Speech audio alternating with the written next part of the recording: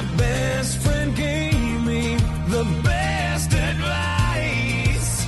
He said each day's a gift and not a given right. Leave no stone unturned, leave your fears behind, and try to take the path less traveled by. That first step you take is the longest ride. If today was your last day and tomorrow was too late, could you say goodbye